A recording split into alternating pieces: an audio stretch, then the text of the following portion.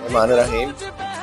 जैसा कि आपके इल्म में है, मैं पंजाब बार कौंसिल के इलेक्शन में अटक सीट से उम्मीदवार था और अल्लाह के फजल से हमने ये इलेक्शन जीत लिया है और एक ओवरवेलमिंग मेजॉरिटी से इलेक्शन ये जीता है हमने।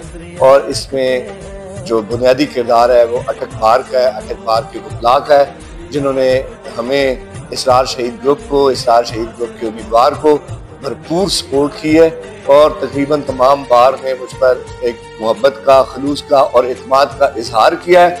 और मैं सब दोस्तों का, वकला साहिबान का, खवातीन का, सीनियर्स और यंग वकला का, पूरे पिंडी डिवीजन की हर एक बार में जिन्होंने हमें वोट देकर सपोर्ट करके कामयाब किया है, उनकी मोहब्बतों का मकरूज हूँ, उनका शुक्रगुजार हूँ। और इंशाअल्लाह ताला अल्लाह हमें तौफीक दे, हिम्मत दे, हौसला दे कि हम पिंडी बार के, पिंडी डिवीजन के वकला की, पाकिस्तान के वकला की, पाकिस्तान के आइन की और कानून की खिदमत कर सकें। Thank you.